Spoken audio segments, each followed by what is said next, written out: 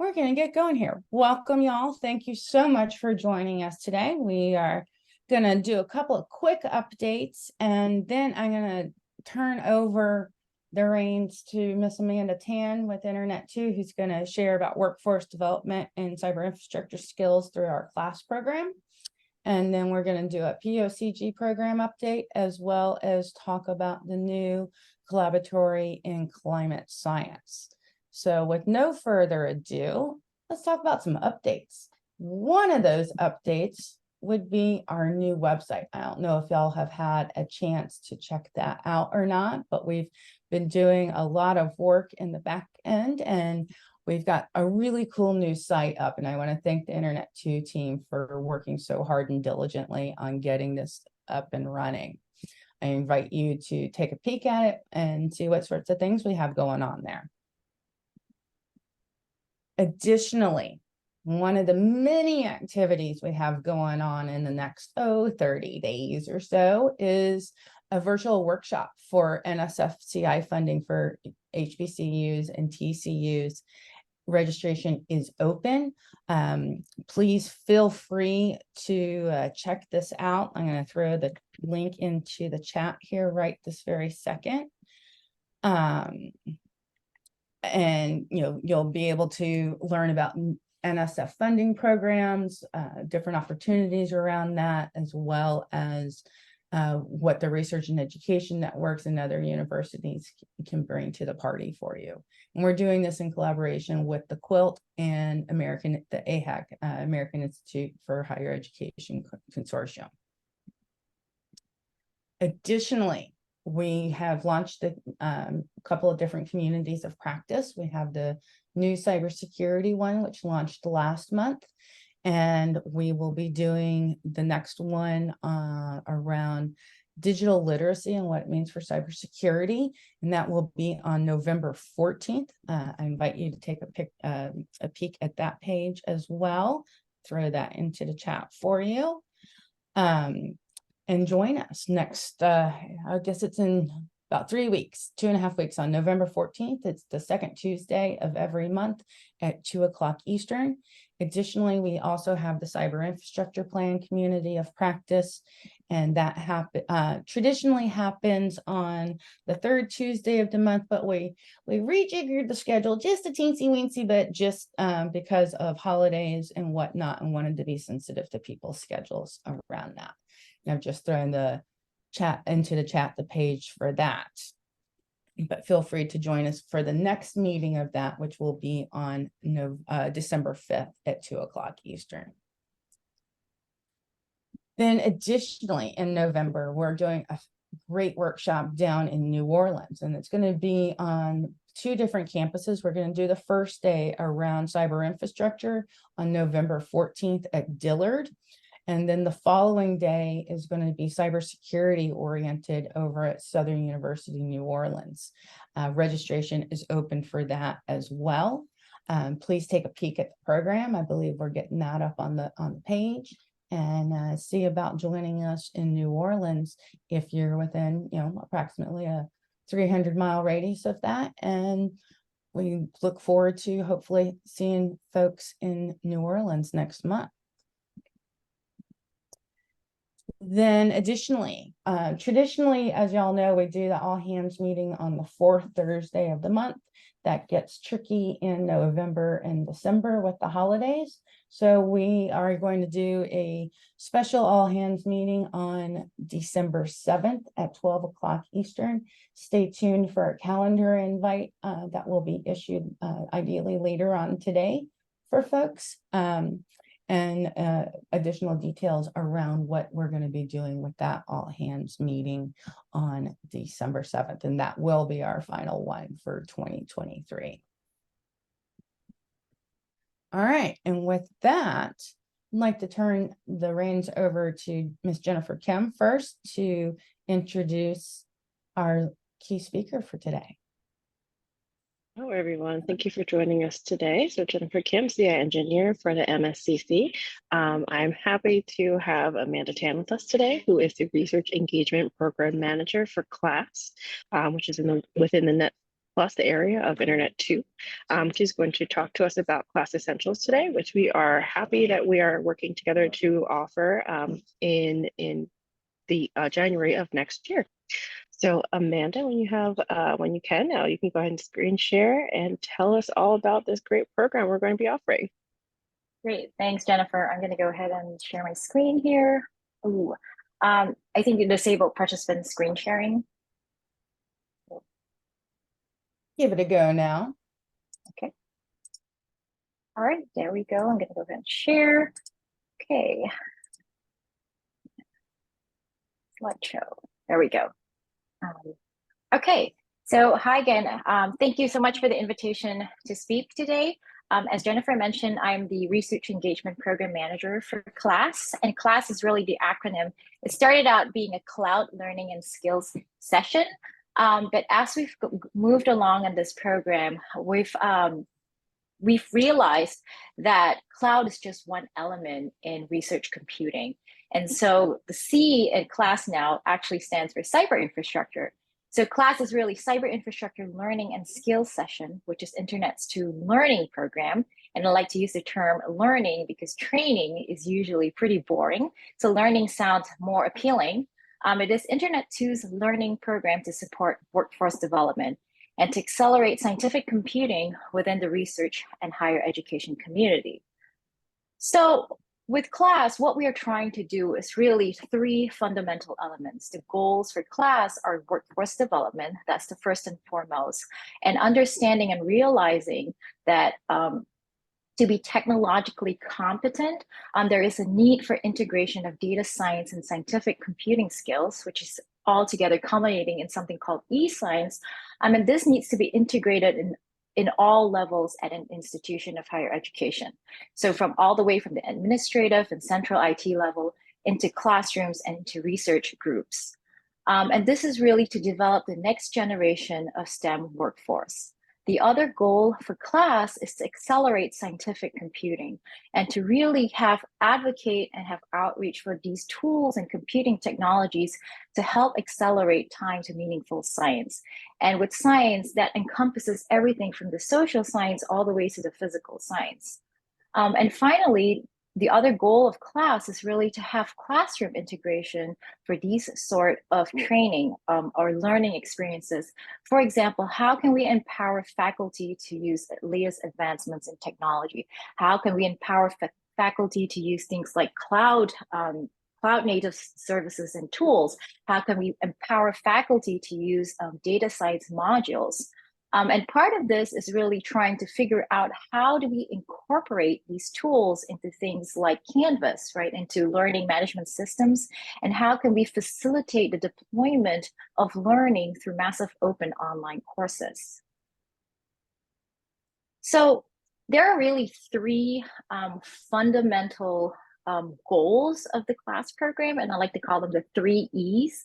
The first being enable. So we want to build a broad research community, able to leverage major cyber infrastructure. So again, not just limited to cloud, but thinking about what are the best tools, what are the best research computing tools that increase productivity and collaboration and accelerating the time to science.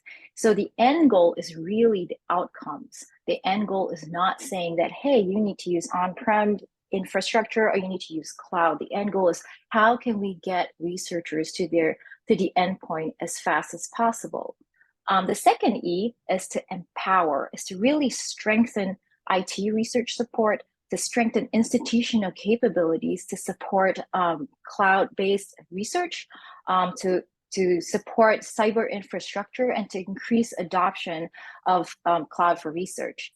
And then the third E is to engage, to really create the strong, robust community of practice that is focused around a fast-paced nature of cloud, platform evolution. So here I'm talking about cloud, but there already exists a lot of community practice out there pertinent to different types of cyber infrastructure. And here, specific to CLASS, we are focused on creating a cloud community of practice because that doesn't actually exist currently. So this is where the engage part comes in. And so the class program really wants to try to bring together the cumulative experiences of researchers and educators to have that cross-disciplinary, to have people talk to each other, to design and develop a robust curriculum, right, specifically for the higher ed community. And so far, what we've developed is really based on input from the community and developed by people from the community. So let's move on to what are the areas of focus, what elements actually make up the class program. So here, there are actually 3 elements of the class program, but I'm only going to focus on the 2 that is pertinent to this talk today. The first is learning modules. What are the elements of training that makes up class? And then also how we enable some of these classroom to workforce pipelines by partnerships with industry. So the first learning module we have is called Class Essentials. And really the purpose of the learning modules are targeted education and learning experiences. And we've developed programs that serves foundational to advanced learning needs. So from everybody that's starting from, I don't know what I'm doing, I have this thing that's sitting under my desk, how do I access all this data that's out there? And really, if we take a step backward, a lot of what we're trying to achieve with these kinds of learning is to really enable the use of data. It is not saying that you have to use this sort of computing or you're supposed to use this sort of tools, but really thinking more holistically of how we enable students, faculty, everybody within the research and higher education community to really leverage data, to increase data literacy, to increase ability to use data science tools. So here we have 3 actually elements of the learning modules. The first is something that Jennifer alluded to, which is Class Essentials. It is really a Cloud 101 vendor neutral training learning program. So it covers the 3 cloud providers, so Amazon Web Services, Google Cloud Platform, and Microsoft Azure. And this was developed based from feedback from the community, where students coming into a program wanted to know, hey, I don't have time to learn about the cloud, or I don't have time to learn about how I can leverage this data that's on the cloud. So fundamentally, this Essentials Cloud 101 is really trying to get at the audience where they already know that there's a data set that's out in the cloud somewhere, for example, but how do they actually start working with it? So these class essential programs are to learn the fundamentals, everything from how do I get from zero? I have zero knowledge about how to use the cloud, all the way to being able to actually do something in the cloud. So along this journey, there is a story.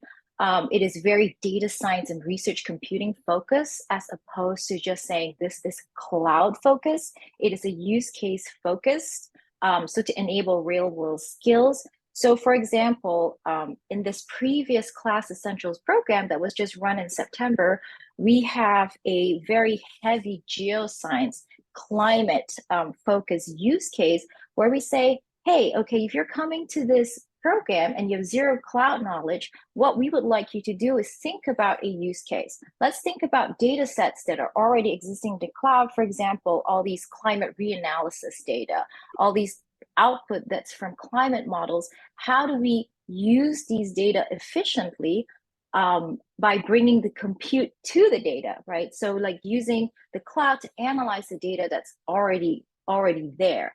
And so in 3 hours, students or participants actually learned how to log on to the cloud, how to access the data, how to put some programming scripts on the cloud.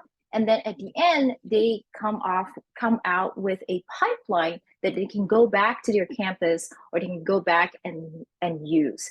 So so one of the things that has been really helpful as well with some of these programs, these essential programs, is that it's cohort based. So you have 15 participants per class, per training, coming together with the same zero baseline skill set.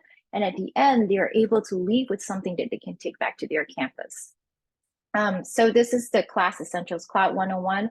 And then some of the other learning modules that we have are more intermediate. So once you've graduated from the Cloud 101 programs where you now understand how do I get from zero to cloud, then we have more of the more advanced training. For example, starting to learn about things like networking, starting to learn about more things like security. How do I tie in? How do I build secure enclaves, for example? And so we're building this pathway from zero all the way to being advanced enough that you can actually work efficiently and correctly on the cloud. You can also try to start thinking about how to use the cloud for more advanced research. And then for the central IT or more enterprise focused folks, once you've gone through this Class Essentials or these Cloud 101 programs, there are also certification pathways. And the end goal of the certification pathways are not to get the certificate, but to work together with other people on the same boat as you, right? So it's a cohort-based model where we have a faculty member that comes in and he sits and he walks you through use cases that are very pertinent to higher education institutions. And they walk through the certification pathway, for example, for AWS and Google Cloud Platform. How do you really build an architecture that works for your institution? So some of these are the learning modules. So you can see here that it really targets the foundational, the intermediate, and the advanced learner. And then the second element of class is really trying to build that classroom to workforce pipeline. And we try to do this through partnerships with external organizations and working closely with industry members and working closely with cloud vendors to accelerate cloud adoption or to accelerate skill sets for using cyber infrastructure.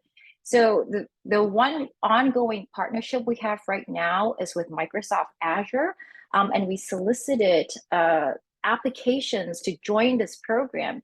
And students, postgraduate students, graduate students, and faculty, actually, there's a couple of faculty members that come together and they proposed a very data science centric problem.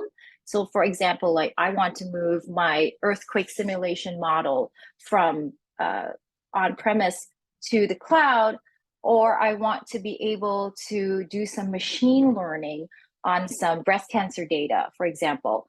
How can I do that efficiently? And so they were able to be partnered with technical support from Microsoft Azure.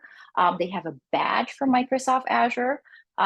And that really helped the students, and they also helped the graduate students particularly in being able to both work with industry members and also to get that badge that they can share on social media. And Microsoft Azure gave credits. So a lot of these pipelines that it wasn't possible before was made possible because there was a monetary and human resources given for this collaboration. And so some of the future work that we're thinking about is, like, for example, partnering with Google Cloud, also another industry partner, on things like an incubator. We're thinking about, we're not actually thinking about it, we actually are actively working on partnering with something like NVIDIA to try to figure out an incubator style program where students or faculty members or researchers can learn about how do I use GPUs to accelerate my machine learning science problem. And finally, we are in talks with NIH for a lot of their cloud outreach. So for example, working with them on trying to use the data that they're already hosting, and then trying to just do more fundamental data science outreach. So with that, that was my, I think, 10-minute overview of the class program. And as Jennifer mentioned, the Class Essentials is something we're looking to pilot with MSCC in January. And that is, again, the really fundamental, how do I get from zero to cloud in 3 hours? And that would cover all three of the cloud providers, so Amazon Web Services, Google Cloud Platform, and Microsoft Azure. So with that, I will stop sharing and pause for questions and feedback. Thank you.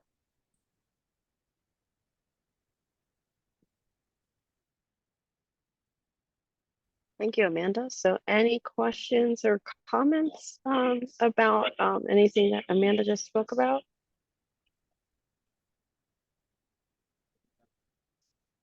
Yeah, this is She's my clapping. turn. I have a Thank you. question. Sure. Is there any sort of knowledge that needs to be had by the student when they join the class, or is it kind of a, very basic, curriculum to where anybody can kind of walk off the street? And because I know here we've got some people that have some very basic networking knowledge or IT knowledge. So I know I've read some of the, cloud documentation, and some of the lingo can be somewhat intimidating. So as far as your curriculum is concerned, is it safe for a person to come in and learn? Yes, I'm glad you asked that question, because the fundamental idea is all you need to bring to the class is a laptop. Okay. But I think the caveat is that also for some, because working on the cloud specifically, you would need some very, very fundamental Unix, Linux skills. Just being able to work on a terminal, being able to just very fundamental Linux commands. But that's about it. You come in with 0 and you leave with 100. Thank you. All right. I feel safe now.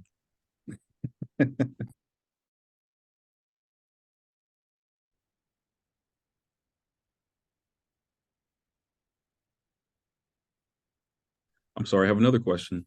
So do you find yourself, as far as from a demographic perspective, do you find yourself having more researchers sign up for this program, or do you find yourself having more enterprise IT type people signing up for your classes? So I think it's a funny combination. Sometimes it's all just researchers, and sometimes it's more of the enterprise folks that come in. And I think it just depends on the time of the year. But in short, it is really a combination of all. We've had everyone ranging from researchers to faculty to students to people from enterprise IT. Okay. All right. Awesome. Okay. Thank you. And just one quick thing that I wanted to add to that was that just based on one of the great things about Internet to running this program is just based on the list of participants, we can tailor a lot of the use cases to the participants. So for example, if it's made up primarily of enterprise IT, people from enterprise IT, then we say, hey, maybe the use case should not be as research focused. Maybe the use case can be, let's talk more about IAM, and let's talk more about networking as the learning experience. But then if it's the researchers coming in, then maybe we can use a use case that is very pertinent to researchers. So that's what we're trying to do with some of these flexible programs. Yeah. Awesome. Awesome. Thank you.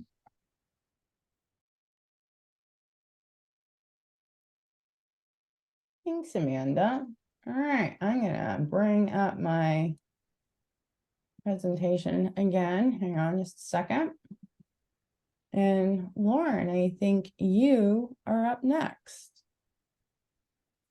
Yes, thank you, Emily. So we also wanted to provide an update from our proof of concept grant program, primarily some updates from representatives from the recipients of these grants. And just as a reminder, if you're hearing about this program for the first time, the proof of concept grant program is funded by our second grant from the NSF, and where we are working with a handful of grant recipients who were willing participants to support our development of a solicitation process, but really toward grants where they receive a combination of funding and then expert consulting from the MSCC's Tiger teams that include myself, our cyber infrastructure engineer, Jennifer Kim, our CI facilitator, Russell Hoffman, who you've seen around, and then a number of other folks in the cyber infrastructure community who are contributing to support cyber infrastructure development and stakeholder alignment for the campuses to support their strategic planning goals. And with up to 5 years of support, our first handful of recipients are getting $250,000 per year for at least 3 years, again, up to 5 years. And we've been working with them over the last really 6 months, some of them starting up more recently since our announcement and selection in the spring, and wanted to provide some updates on some of the things that they're working on. Next slide, please.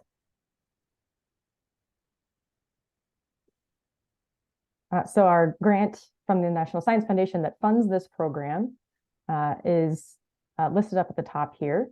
And then our 5 recipients of proof of concept grants are Jackson State, Claflin University, North Carolina A&T, Salish Kootenai College, and then a collaboration of the 4 HBCUs in the Nashville area: Tennessee State University, American Baptist College, Meharry Medical College, and Fisk University. And at the left, I've listed the activity areas that they're engaged with to support cyber infrastructure strategic planning and development on their campuses. Across all of them, they're receiving support from our stakeholder alignment tiger team toward formalized CI governance to carry forward sustainable CI strategic planning. And all of them now have plans and are moving forward with implementing cyber infrastructure facilitators or cyber infrastructure coordinators on their campuses, where the specific job descriptions and desires on each campus vary a little bit. But you can see that across all of the POCGs, we are also supporting co-facilitation with researchers and educators, facilitating access to and pursuit of cyber infrastructure, and combining that with their desires for hiring CI facilitators and CI coordinators, and working on professional development there. Some of the campuses are working on network optimization and enhancement, sometimes including edge room implementation, or are doing cyber infrastructure self-assessment as part of their strategic planning process. And we have 2 principal investigators from our proof of concept grants here who are going to speak just a little bit more about their specific objectives and progress to date. So next slide. And then I'll hand it to CIO Tom Jackson at North Carolina A&T State to speak a bit about his campus's work thus far through the proof of concept grant program. Good morning, everyone. I hope you can hear me okay. North Carolina A&T, as some of you may know, actually has a very large research program, and but we do have some challenges. Our technology is very distributed. It's managed by different people. Some of it is quite old. Some of it doesn't have a support agreement, and we really don't have any plans to upgrade some of that equipment. So we're going to leverage the POCG to begin a strategic planning process for cyber infrastructure, or as we're calling it on our campus, research technology, which seems to make a bit more, seems to resonate a bit more with people on campus. We have a Tiger team coming in a couple of weeks to meet with members of our faculty and some administrators to begin some conversations. We'll follow that up with a survey of a broader group of people on campus, really just to kind of gauge where we are and what people are thinking right now. We also have a cyber infrastructure coordinator who will be working directly with our faculty, and we'll be supporting not only some of the technology that we have, but also the process of beginning to really facilitate conversations and work our way into a planning process. So hopefully we will have some sort of a rough draft of a plan to align with our campus-wide strategic plan sometime this spring. Glad to answer any questions. Thank you, Tom. And Emily, should we plan to do questions toward the end, or Okay. how do you suggest we proceed? We can do a few now if you'd like. It's up to y'all. Any questions for Tom now? Okay, well, the next person you'll hear from is Tim Warren, who's the principal investigator for the Nashville Proof of Concept Grant, organizing the Nashville HBU Cyberinfrastructure Collaborative. And Tim, what do you want to tell us about your proof of concept grant? And Oh, yeah, well, good morning, everybody, or good afternoon, depending on where you're at. A little bit about the 4 schools here at Tennessee State University. We're in Nashville, Tennessee. Meharry is 1.7 miles away. Fisk is across the street from Meharry, and American Baptist is 2.7 miles for. So we're all 4 located within a 3-mile area. We serve the same community, though we're a public school. The other 3 are private schools. One of the things our main objective for our first year of the collaborative was to do cyber infrastructure planning. Tennessee State does 100 million in research, but there's no real coordination between the technology, between all the researchers. We probably do 40-50 million in agricultural research around the world. I do provide them a data center with nice clean electricity and power and cooling, but beyond that, there's no real concerted effort to do that with. So part of our goal is to hire a CI coordinator to work with all the schools, first to develop cyber infrastructure and research plans for each school. And then after all the schools had their plans together, to try to work to develop a plan where all 4 of us could work together to combine research capabilities. Meharry's a medical college, so they do a lot of medical research, dental research. And so from the stakeholders, we had a stakeholder meeting in July where we spent half a day at each campus, and a lot of us attended all the meetings so we could see what was happening at the other campus. It was really nice. We got good discussion amongst the president and the provost and department heads and IT people, lots of people on campus. We had some faculty there, which ended in signing a charter between the 4 of us of what we were planning on doing for this. So it was kind of exciting, really good to have the 4 schools together and all working towards a goal. The cyber infrastructure for the CI coordinator, we have the job description ready to go, and I have to work through hiring that person here in Nashville. We're also doing a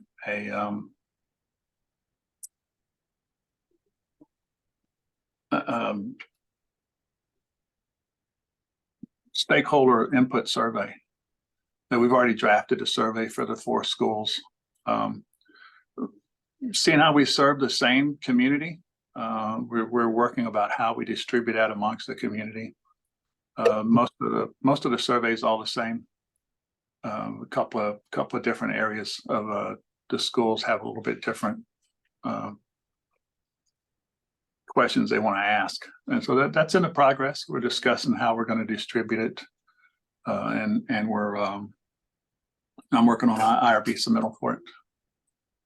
And the long-term plan, we talked about a fiber ring to connect the 4 campuses, and we've changed that a little bit, and we're moving towards an effective fiber ring by using internet too. So 3 of us are working with SOX to do a internet 2 grant, and if that comes to fruition, then all we need to do is bring American Baptist on board, and being how we'll all have nice high-speed internet to internet 2, which will help us stay in touch with each other and pretty much complete our fiber ring.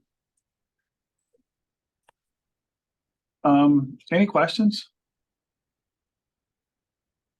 Good afternoon, Mount Allen, and I'm with SF Jazz, but I'm also with the MSCC. And Dr. Warren, I just want to say my dad was on the 1929 undefeated Tigers basketball team. Oh, good deal. I think we have a connection. Oh, good deal. Yeah. But I also wanted to mention, you actually answered a few of my questions at the end of your presentation with regard to connecting with SOCs and getting on the regional ring, and along with those other two institutions, possibly the third institution. So I'd actually like an opportunity offline to talk to you a little bit more about that. And I'm very interested to take a look at what your survey looks like. Because I'm one of the researchers that's involved in how our institutions come aboard a regional or national network, and doing some comparative analysis with some of our colleagues over in Africa. So I'd love to connect with you and just talk to you a little bit more about your plans and talk to you about that basketball game. Sure. Yeah, that'd be great. Anytime. Just don't call me doctor. I don't have a PhD. If you ask for Dr. Warren, you're going to get my wife here on campus. So not me. Okay. Okay. May I call you Tim? Yes, Tim's great. Very good. Thank you. Yep. You're welcome. Other questions for Tim or Tom or about the POCG program?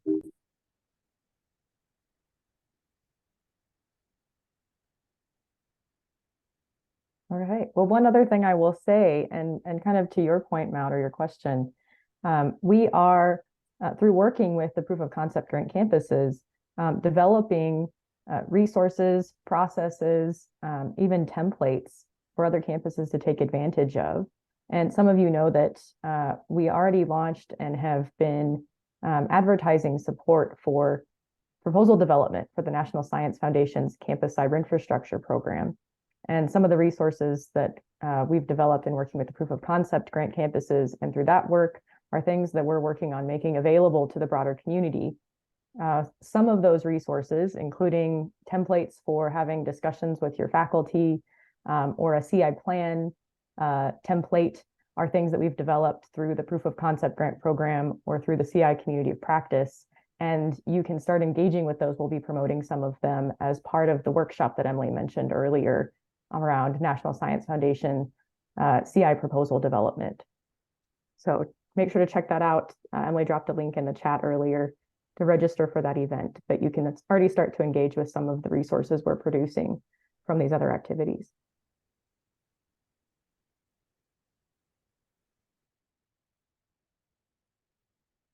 All right, thanks y'all. Anna, I believe you are up next. Let me pull up your slides for you. Okay. Can you hear me okay? I sure can. All right. Well, good morning and good afternoon, wherever you may be. Oh, before you show that, let me say a few things, please. Sorry, Emily. Really appreciate Tom and Tim making themselves available to share with you a little glimpse into the work that they are taking on in partnership and with support of the MSCC. And we are hoping that we can bring at another meeting also the other POCGs so that you can also hear from them and kind of where they are. It was mostly today, just not enough time and scheduling. So in the very near future, at the next one, we want to keep the community appraised of the POCGs. And we're currently doing a thorough review to make sure that the POCGs are working well for the campuses that get to go on this journey. It is our hope that as we evaluate how they're doing, of course, to continue to support them, but also to explore the feasibility of adding more POCGs, new POCGs. Stay posted on that. Some of this hinders more funding being available, but also resources to support them accordingly. So we hope to have that review process and evaluation done soon so that we can then assess if we can move forward with more. But we're learning so much. We're very appreciative of the work and commitment of not just the PIs, but their staff, their campus, opening their doors so that we can actually learn so much from them, but also support what they are already doing and would like to do. So with that said, I get to now, and now Emily, we can show this slide. I want to give you a really great update as the PI for the MSCC. Just very recently, we received a third boost in supplemental funding to now support the development of a new effort that we are calling the MSCC Collaboratory in Climate Science. First, let me start by thanking the MSCC leadership for not only their ongoing commitment, but also for us recognizing and bringing to the forefront and framing to the National Science Foundation really not only a great proposal, supplement proposal that has been now funded, but to also just put front and center a recognition around the disproportionate effects of climate change on the communities that are comprised in the MSCC, and how the conservation of natural resources is front and center, a present priority for environmental stewardship and climate justice efforts. We also recognize that climate science research and learning environments are enabled by cyber infrastructure. So the MSCC has a great opportunity to amplify indigenous and community-based climate-based knowledge from TCUs and HBCUs with cyber infrastructure support. That is why the MSCC is working towards developing collaborative efforts that scale climate-focused cyber infrastructure capabilities at HBCUs and TCUs, and doing so with an intentional focus on addressing local, community, and regional climate issues and concerns. So I just gave you kind of the pitch here around this collaboratory. A key objective of this effort is to build shareable climate science CI capabilities at HBCUs and TCUs campuses. One of the approaches that will be set in motion is exploring how we can support CI investments at a few anchor HBCUs and TCUs that can then be leveraged and extended to as many HBCUs and TCU campuses as possible. So in staying true to our core belief that also workforce development is at the heart of also enabling CI capabilities on MSCC campuses, there's also another objective here for this effort, which is to strengthen the faculty, the staff, and the student pipeline at the MSCC campuses with expertise in CI-enabled climate science.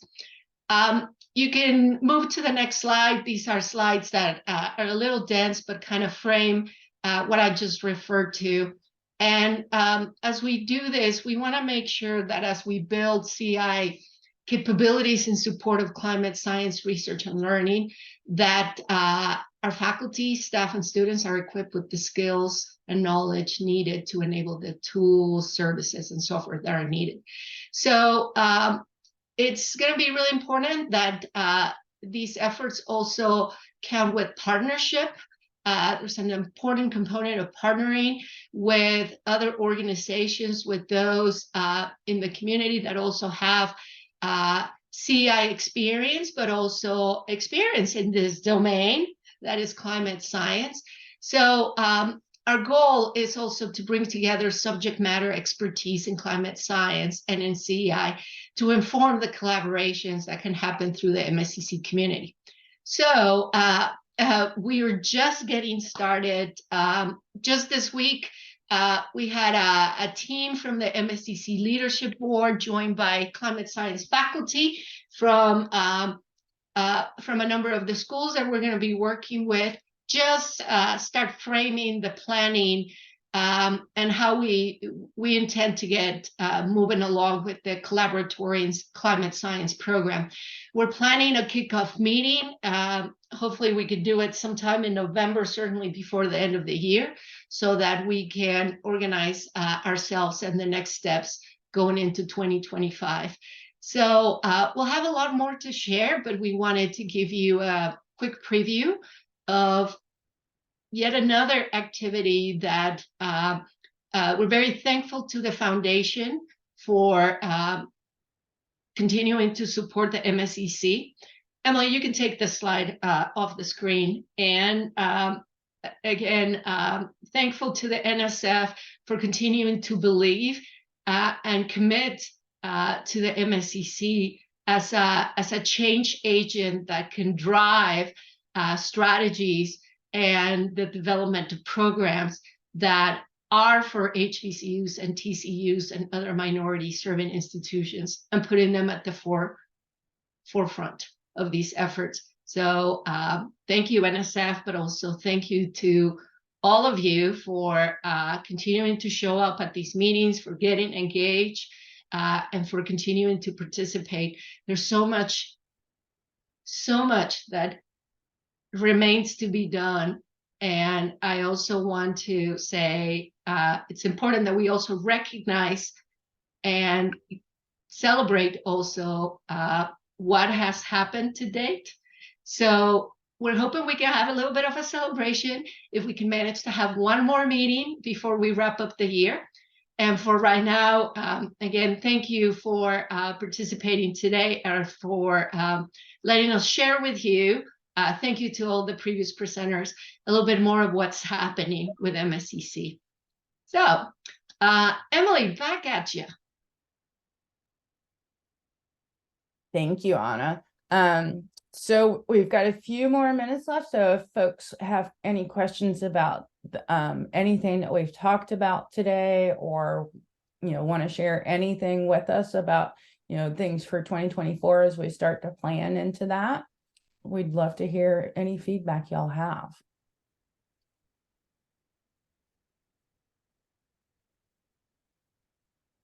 Or I can give, oh, I'm sorry, go ahead.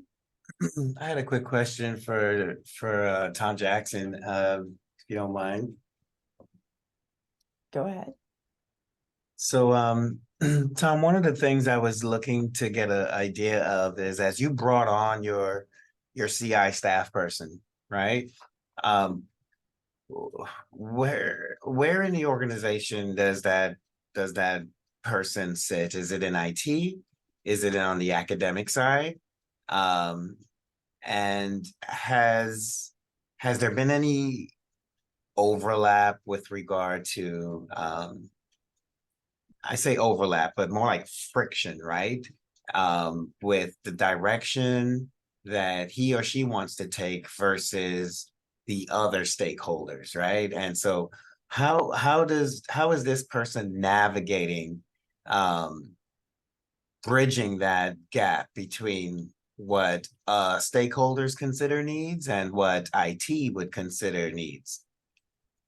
So those are great questions. First of all, we have not brought a person on board yet, so I don't have any actual experience to relate to you.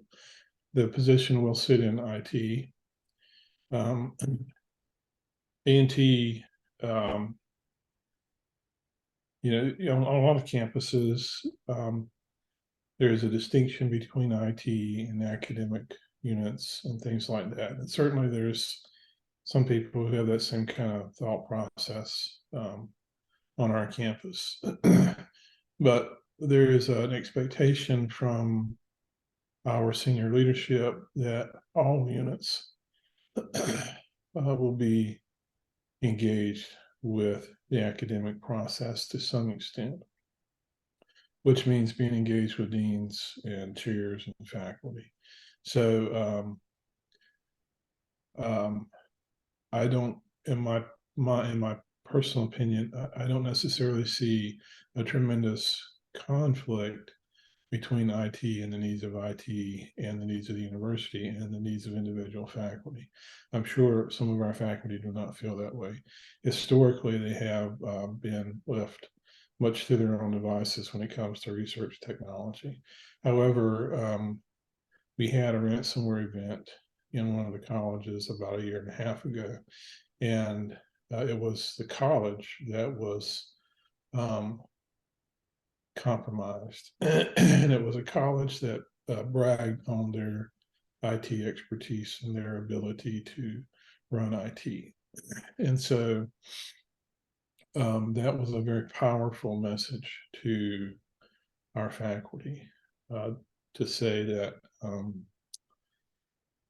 you know, the devil's in the details and the proof is in the pudding. You know, you were the one who, your systems were compromised, and not IT's. And so I see it as an opportunity to begin a dialogue. There are some faculty on our campus who are much more interested in working with IT. And so we have kind of a dichotomy of thought right now, those who want absolutely nothing to do with us and those who would appreciate it if we were doing more. So I can't really share a lot of experience about how we're going to navigate that with this new position, other than the ability to help us navigate that is one of the things we will be looking for. I hope that is of some use to you. Thank you, Tom. Yeah. Bobby, it looks like you have your hand raised. Yeah, I did want to answer that question, Kofi. If and I don't do it just because Clemson has gone through some of this, having seen this at other sites, and I'm with MSCC's board and the membership and nomination committee, but I also serve on one of the Tiger teams that's helping do some of the stakeholder alignment. And what I would say to you is, the notion that you are on opposite sides of this fight is one that you really need to fight against as the stakeholders. As part of this, the institutions that solve this problem the best are the ones that realize that they have to do this as a collaborative effort, and that everybody is needed in the fight, and that all stakeholder kinds of uses and ramifications should come together and form a better, effective, more team to solve these problems and get better outcomes. So I would say to you, that's a classic view of what stakeholder alignment should be able to do for you, is to identify these like-minded goals and to put you all on one team so that you can decide what is the best way to solve it for your institution, but to do it together. So it's not you against IT, it's not you against researchers, it's the institution coming up with a better plan to better utilize your resources and build your capabilities to solve the problems you have.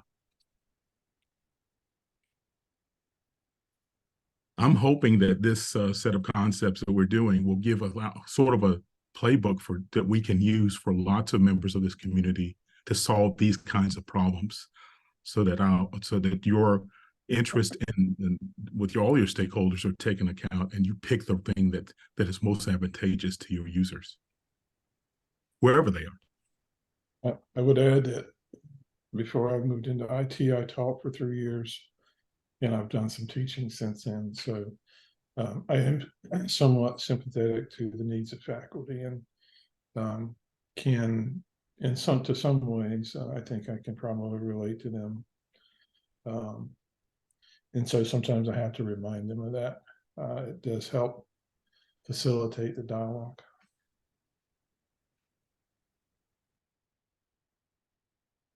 Thank you, Bobby. Thank you, Tom. Very welcome.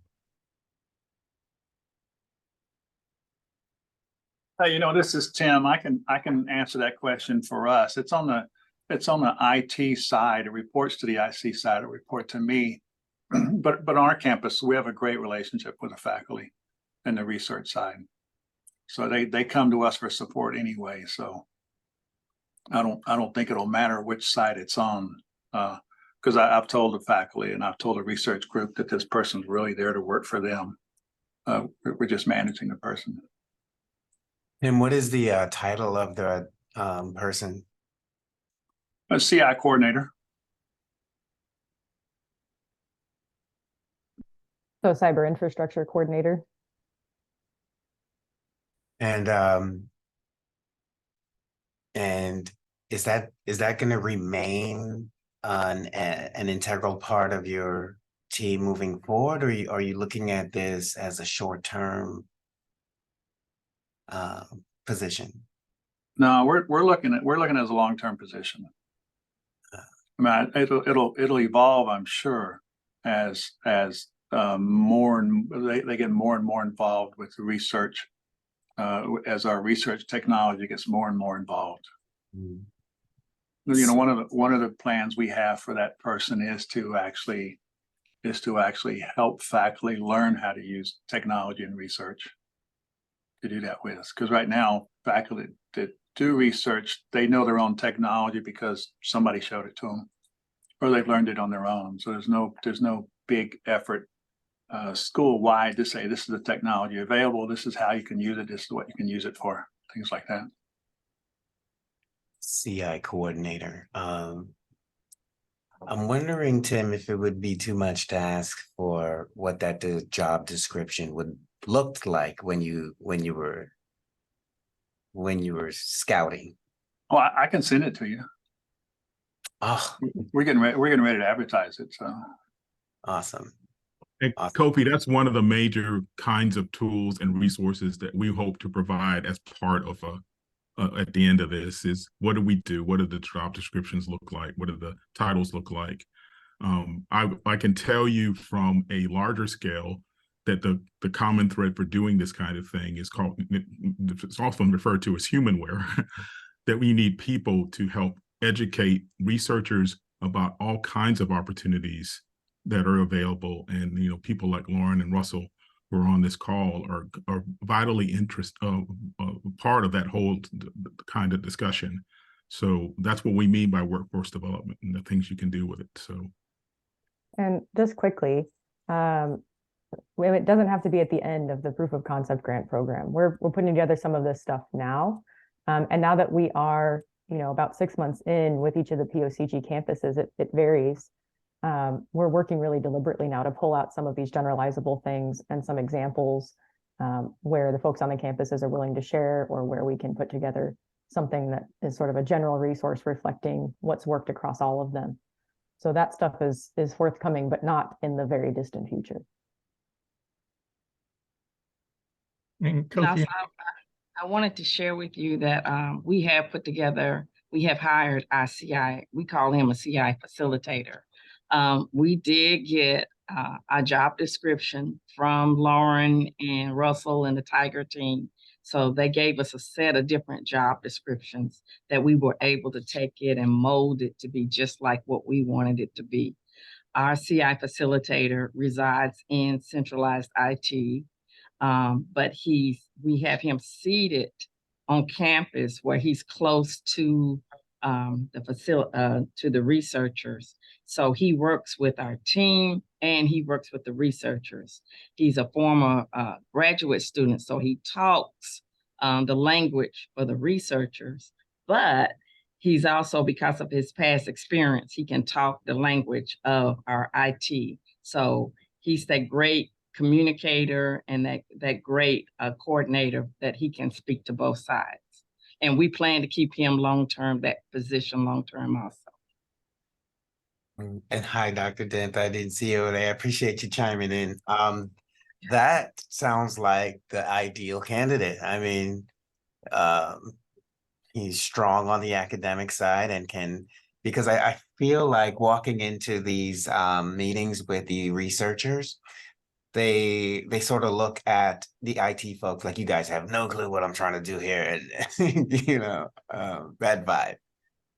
So. And so also what really worked with that is that the Tiger team came down.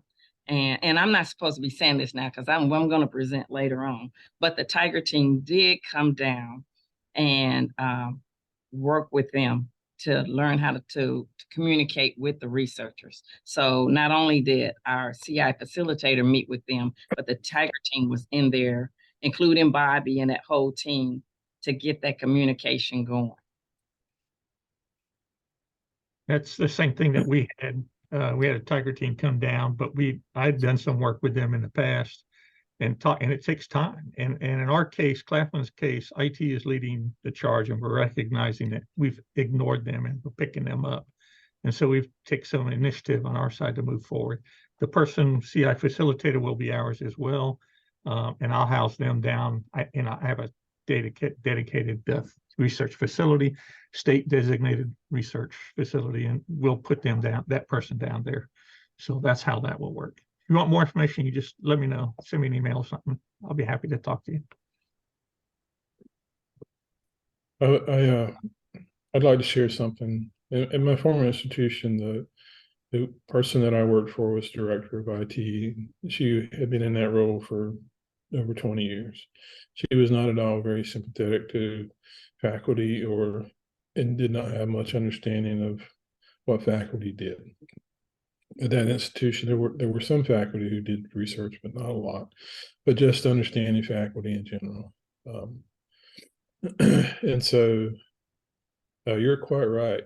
You know, handling the conversation with faculty and building a bridge does take a lot of time, as Joyce said, and it is a process, and you do have to come to them with some recognition of the demands that they face, because they do face a lot of demands, especially faculty on a research campus who have, in addition to teaching, a research expectation. So when I followed that person as director of IT, I had many very adversarial conversations that were started out that way simply because that was the expectation of the faculty. They came expecting they were going to have to argue for something. And a calm voice and speaking to them rationally and trying to understand what it is that they need, and if you can't do what they need, explaining why and offering them an alternative, it goes a long way towards building bridges. And it does take time, but it is possible. Now, there are some faculty who will never develop any sort of relationship with you. That's just, they are who they are, and they're not going to change. I had one faculty on a third campus tell me that IT was a commodity, and it would only be a couple of years before all IT was outsourced, and just like electricity.